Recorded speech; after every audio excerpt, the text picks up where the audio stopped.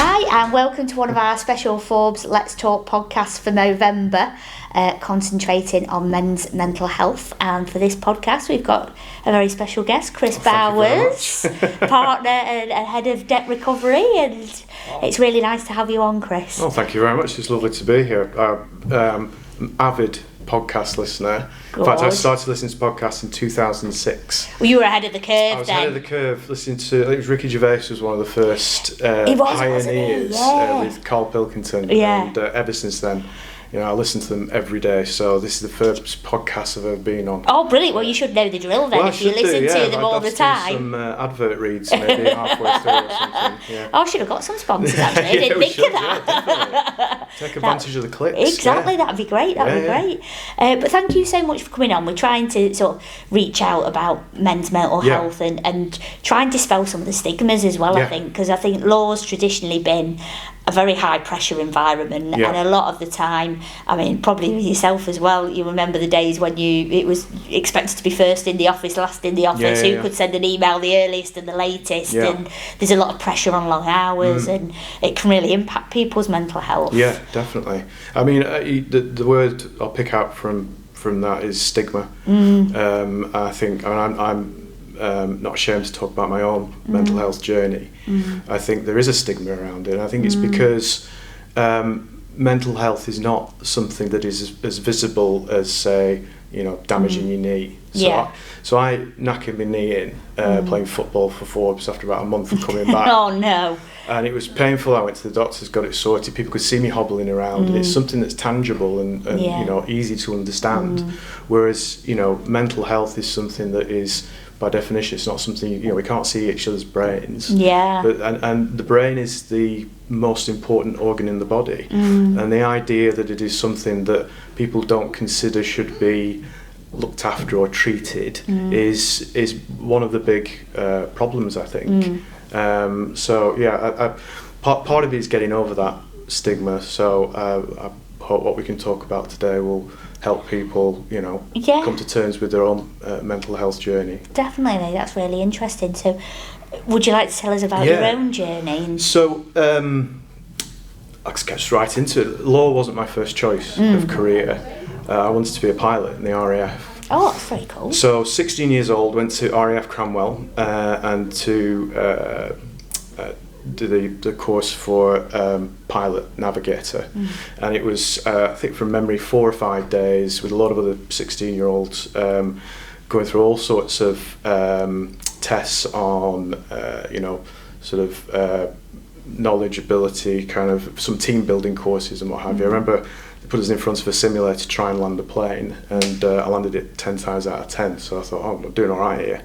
And I was successful. I was awarded a flying scholarship, which meant that I was going to go to college to do my A-levels, but in the holidays I'd go to Blackpool learn how to fly a plane. Oh, that is a very cool holiday job, isn't it? I mean, you know, I didn't have a girlfriend at the time. I thought, like, this is fantastic.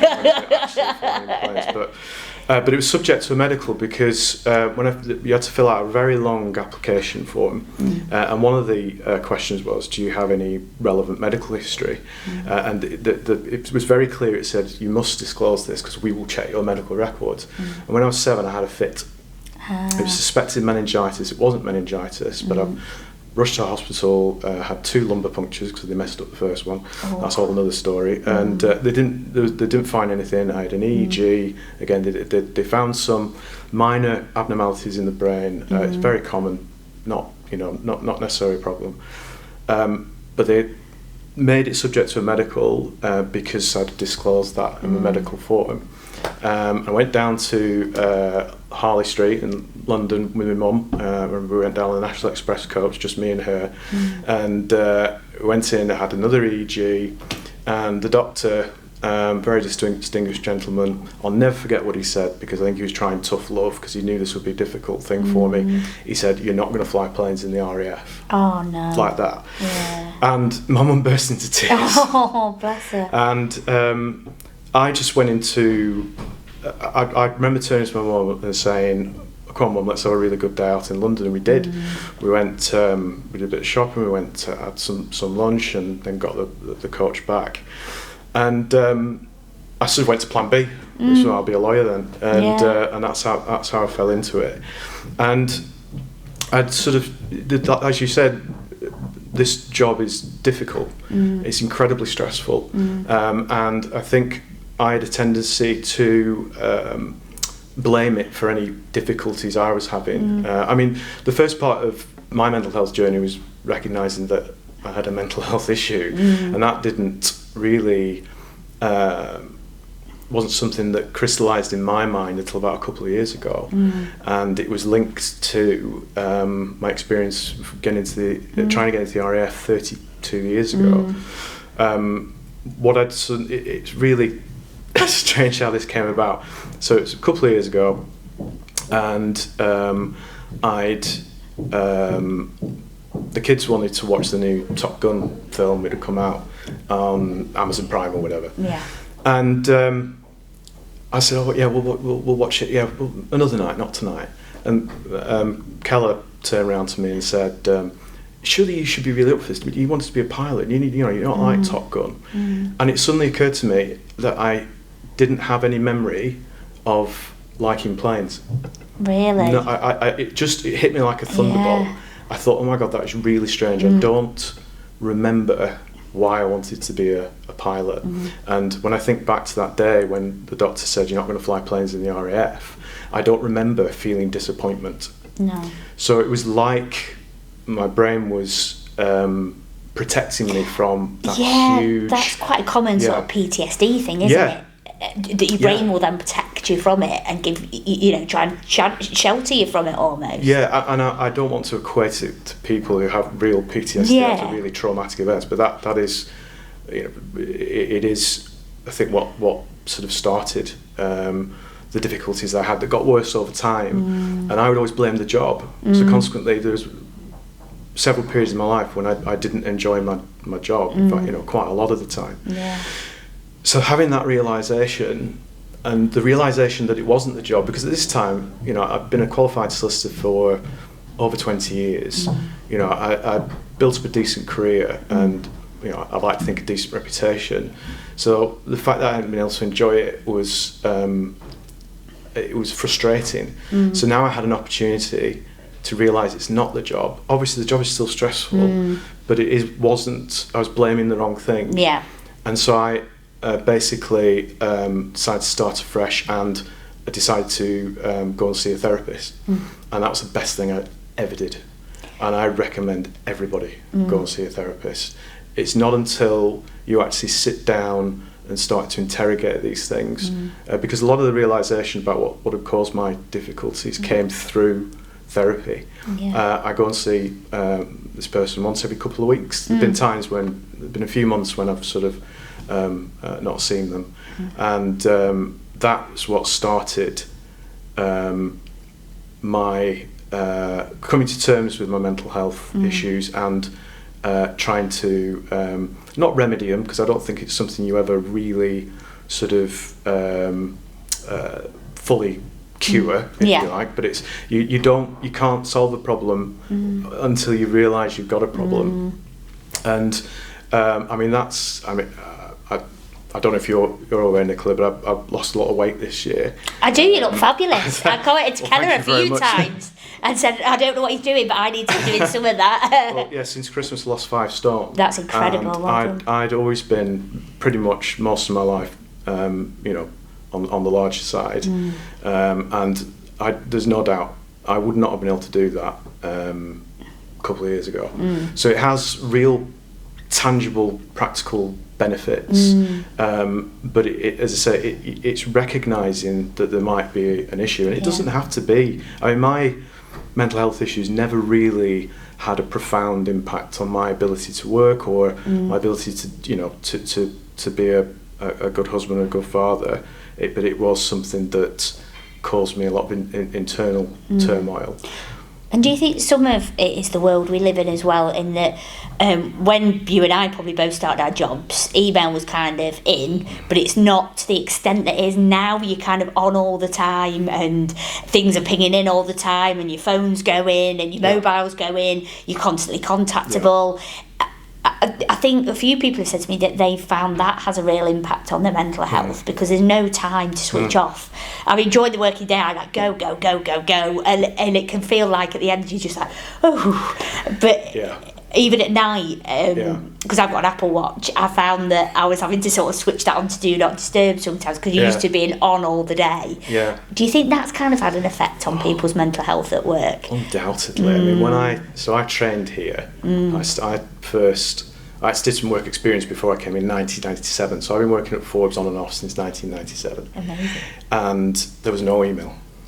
Email wasn't starting to be used until about 99, I think, in my second seat. Yeah. And you get, I don't know, half a dozen a day, and 5 of them were from Colin. And it wasn't really, there weren't many early adopters, so you're still dealing with post. And, you know, modern technology's done a lot of good things in terms of speeding up litigation, which is what I've done quite a lot in my career. But back then, you know, you received a letter from the other side, and you knew that you have a few days to, you know, dictate, reply. I remember dictation. Brilliant. And then you wouldn't have to deal with that file again for about 3 weeks. Yeah. It was joyous. But now, I mean, just think now, when you get an email in, especially on a difficult case, sometimes your heart drops and oh, Lord, what's this? And then, you know, especially with some clients, they expect an immediate response. Sometimes you get an email in the morning and chase an email in the afternoon. Same.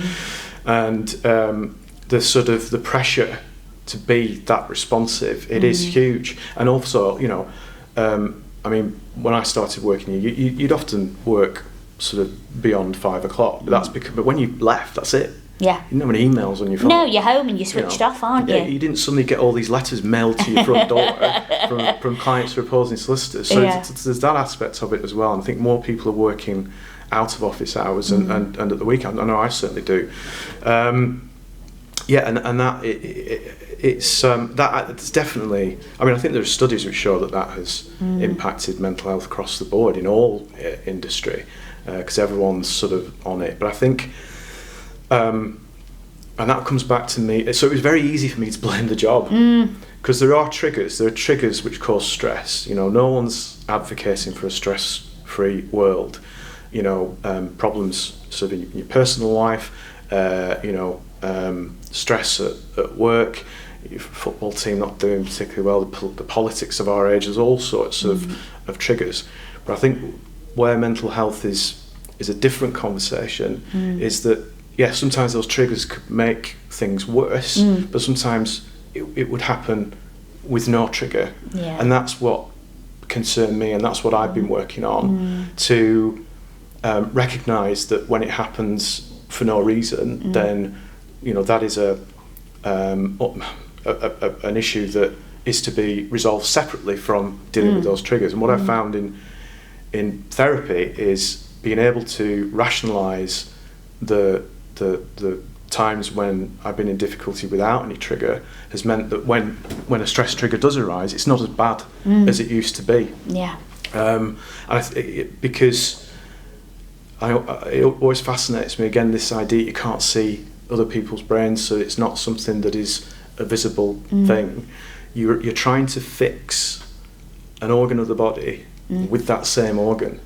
Exactly. You don't self-heal any other bit of your body, exactly. do you? So it can be difficult. But absolutely, the demands on particularly this job as opposed to all those years ago. I mean, it's younger lawyers than me just wouldn't believe it, would they? You know? They wouldn't, no, and you can't. And they have their own. I think when we do the graduate recruitment stuff, we see that there's very different trigger points for people, and that people are used to now actually being, because of COVID, being on a screen and things like that, and then they can find real life actually quite triggering, where we find it the other way around. So it's adapting to all different sorts of people and what they need, that I think's interesting. I mean, social media, I've actually come off quite a bit very recently.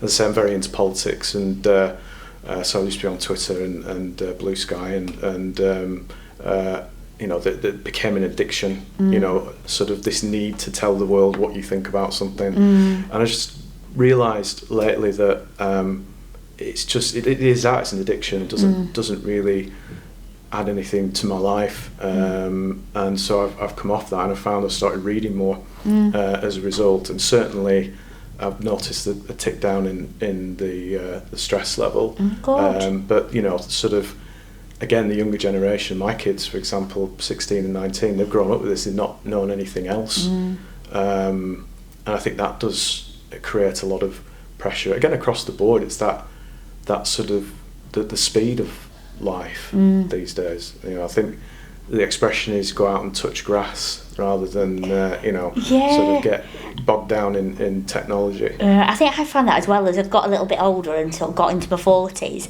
I've really enjoyed finding going out walking or going to nature or just taking the dog out is a massive thing, because you're kind of away, you're in the fresh air, you've got space to think, you're not being sort of mithered all the time. It's quite nice, it's quite mindful, isn't it? I mean, again, there are lots of studies about how being active can help your mental health. That's undoubtedly true. I mean, I think if somebody could bottle that feeling that you get after you've been to the gym, for example, you'd be a billionaire. It's just an incredible feeling. The endorphins are just coming out everywhere, aren't they? But sort of getting there is another matter. I mean, this job, as you know, can be very sedentary. If I've got a busy day at my desk and get to 6 o'clock and you've done like 600 steps or something daft like that, so I just go to the gym to get my steps up, basically. But it all sort of ties into the same sort of method of self-care and recovery, and that's the thing about mental health. It's not just one thing. It's a series of things. It's recognising there's an issue, using the resource that is out there. I pay for my therapy. It is possible to get referred on the NHS. I know it might be difficult, but it's definitely worth it from my point of view. But also, adapting the way I work. I mean, one of the things that worried me slightly when I had that realisation, and I started to realise that it wasn't the job that was the problem, I think most people, I in particular, are very good at kidding myself.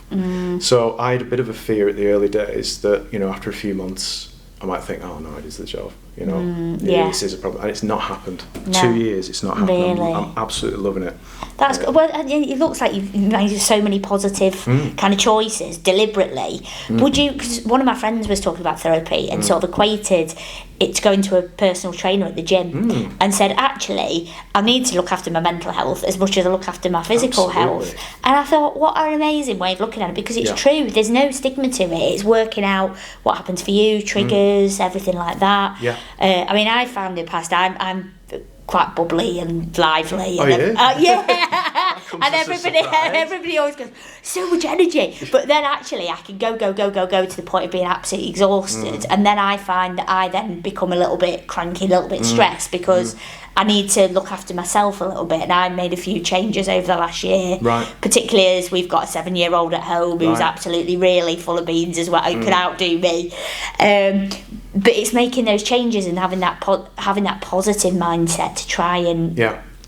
I think it's realising a trigger's coming and thinking, actually, I need an early night tonight, or I need to go and sit with my book for a bit, or take Dolly out for a walk and listen to an audiobook or a podcast. It's I suppose about living within your means in a way, in terms of recognising what you can and can't do. Because one common symptom of a mental health issue is feeling overwhelmed, and that is very common in this day and age. There's so many things that we need to do, and so many things that are demanding our attention. And something I'm working on at the minute is trying to sort of, those parts of my personality which I want to improve, is actually thinking, do you know what, just accept them for what they are, and try and live within them. But I mean, what changes have you made then? Well, I've started to because I say yes to everything. I'm a chronic people pleaser and a chronic yeser. So I would say yes to absolutely everything. And I think what I tend to do then is get an absolutely packed diary. Yeah. Plus, I have a busy job with lots of different roles within the job, which I love. And I can go and think I've had no time for me. I've had no time just to sit and reflect. And built into that is a lot of social stuff revolves around eating and going out for food, because my clubbing days are behind me now. And it's more likely we'll all go out and sit and have a meal, and I really enjoy that. But then I have to be careful that that's not too much, because then it's tipping into that then makes you feel sluggish and you don't go to the gym, and it becomes a self-evolving cycle. So I've just tried to be more mindful and tried to kind of be a bit more honest about how I feel and go, that'd be great, but actually can we do that the week after, because I've already got 2 things on that week, and then work's really busy, and I can do that. So I've just tried I've tried. No, of course not. Because I'll be going, I really want to do this. I really want to go to this comedy night. I really want to go and see this musical or whatever it is, and I won't. But I think that's the pressures in the modern world as well. That you're in constant touch with people, and they're kind of like, right, well, I'm free this, and you want to try and please people and build in, and I want to spend time with those people, but I'm just having to try and be mindful of not building too much stuff in. Well, first of all, I'll say you don't stop dancing because you get old. You get old because you stop dancing. Yeah, so that's true. Well, no, I still wonder then. Yeah. But I mean, I think that. You've made a conscious effort though to think about those changes, and as I say, the first step is recognising the issue, because it is a slow process. It didn't happen for me overnight. I mean, I remember when I went for my first therapy session, which was it was I think the week before I started here, and I remember sat there just sort of chatting away, no idea what to expect, no idea whether it was going to be impactful. It was just like, it was something that I decided to do, and it made me feel better instantly, thinking, right, okay, I'm going to sort this out. And I'll never forget when I left and walked back to my car, it just I felt like the world was opening up. It was really quite overwhelming. Amazing. I thought, oh my word, there's a lot to unpack here and sort out, especially when you start to, sort of go back and talk about things in your past that you'd never really considered as being things that might have caused you some damage. But that, so it's a mixture of bit of fear in a way, but also quite excitement. But until you sort of unlock that and recognise the problem that you have and how you're going to go about sort of tackling it, then it just stays hidden, and that's where the problems can lie, and how they manifest, in sort of physically and in sort of how you live your day-to-day life. And I think in terms of going to see a therapist, that's my recommendation. But sitting down and talking to someone is enough. And because a lot of my sessions are just me talking, and having that sort of person in the room who's empathetic and a professional, who's able to. And there's so many times I've had realizations about things, just through talking, just me talking basically. So I'll say something, it's like, oh, I've never thought about that before. Do you think as well it's having somebody objective? Because if you're talking to somebody who knows you, and then they dip in and go, oh, I remember that time, or this happened to me, or having somebody who's just listening. Is helpful. I mean, you sat with someone, can't you, and talk about it, and they might say, oh, well, you think you've had it bad, It's one of them where, you've gone to Tenerife, they've gone to 11 Reef. And so I think it would have to be a very close friend, I suppose. But I think we are, after COVID, we are slightly disconnected a little bit, and maybe those and with social media and what have you, I think a lot of relationships are digital, more than they used to be. So I think if you've got somebody like that you can talk to, you know, sit down with them and talk to. You can help each other. But that is the starting point. And then again, I had no idea whether it was going to work, how it was going to last. I thought my initial plan was to have 6. So I thought I'll have 6 sessions and then I'll be cured. You know, I'll be sorted. That'll be it. On I go.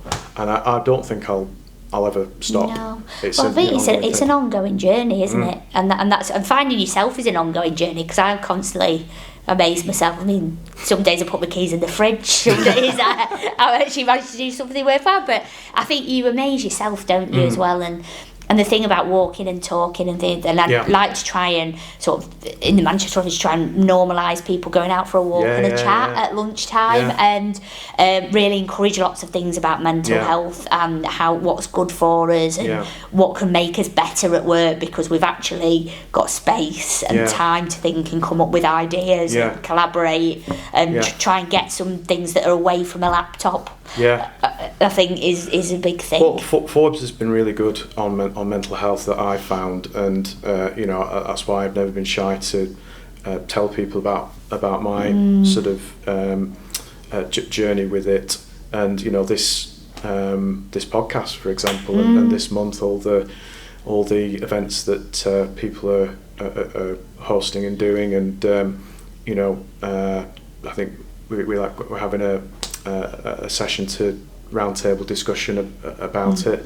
So there's a very open sort of culture here at Forbes, and so that helps people be able to talk about it, and that's really essential, because there is a stigma, and it remained. I think there always has been. I mean, I think so. When I was at university, I trained as a counsellor. So they had this in my second year, I think it was.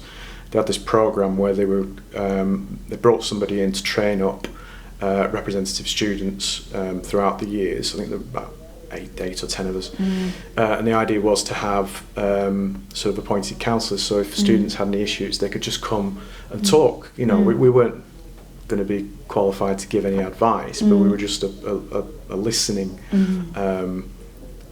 sort of function. And I don't recall it being referred to. I don't recall mental health being a term referred to in that context. We were counsellors. I'm not saying that was because of any particular stigma, but I think it was still sort of advertised as a, you know, like I said, a listening facility for students who, but mainly maybe homesick, that sort of thing. And I think, but that was like over 30 years ago, and I think that so it's been an issue for a long time. It's just the way people deal with it. And I think there's a perception amongst some people that you know, particularly the younger generations, everyone's got mental health problems, all this sort of stuff. Well, I think to a certain extent, everybody does. Yeah, they do. Nobody has a perfect brain. No. Nobody, you know, is completely on it. You know, some people are able to cope better than others, in the same way that some people are, you know, able to run faster than I can, or you know, everyone can run faster than I can.